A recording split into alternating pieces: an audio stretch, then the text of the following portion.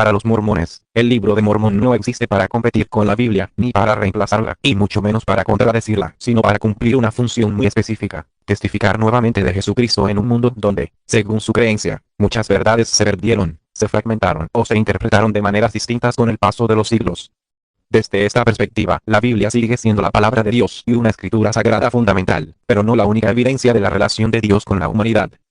La idea central no es que la Biblia sea falsa, sino que es incompleta en el sentido histórico, no porque esté mal, sino porque no puede contener todo lo que Dios ha dicho o hecho con todos los pueblos. El propio concepto bíblico de revelación es uno de los pilares que los mormones usan para defender esta creencia. En la Biblia se repite constantemente la idea de que Dios habla, llama profetas, revela su voluntad y se comunica con sus hijos en diferentes épocas y lugares. Para ellos, no hay ningún versículo que afirme explícitamente que Dios dejó de hablar después del Nuevo Testamento. Al contrario, ven en la Biblia a un Dios vivo, activo, que se manifiesta cuando la humanidad lo necesita.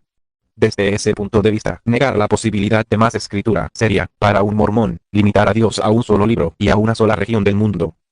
El libro de Mormón, entonces, se presenta no como otro evangelio, sino como otro testimonio del mismo evangelio.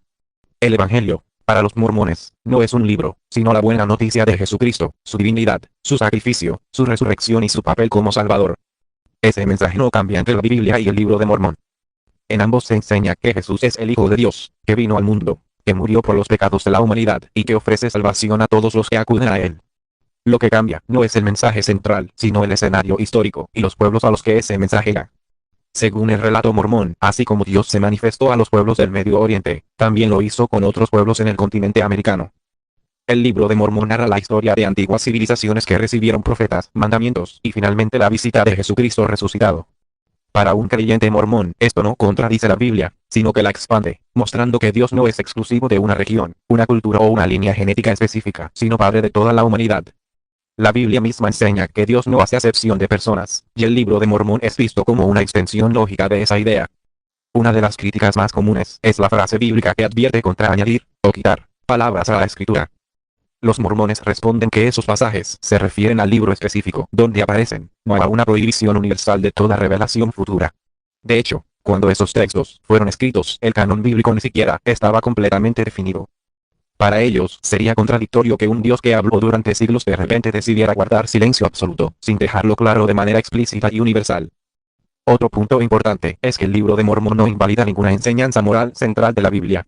No elimina los 10 mandamientos, no niega la importancia de la fe, el arrepentimiento, el amor al prójimo, ni la obediencia a Dios. Por el contrario, los refuerza constantemente.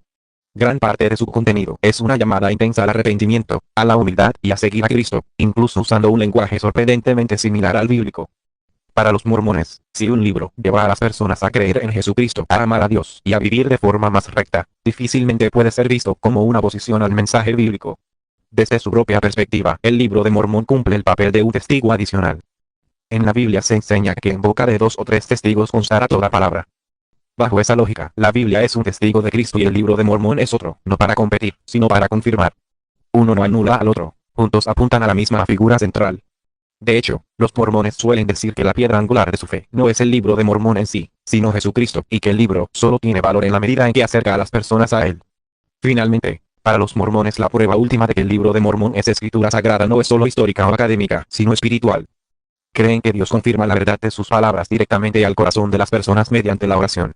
Desde su fe, no se trata de convencer por la fuerza, ni de imponer una interpretación, sino de invitar a leer, comparar con la Biblia, y preguntar a Dios. Por eso insisten en que el libro de Mormón no es un sustituto de la Biblia, ni un evangelio alternativo, sino otro libro sagrado que testifica del mismo Cristo, del mismo Dios y del mismo plan de salvación, solo narrado desde otro lugar, con otros pueblos y en otro contexto, ampliando el panorama de un Dios que, según ellos, nunca ha dejado de hablar con sus hijos.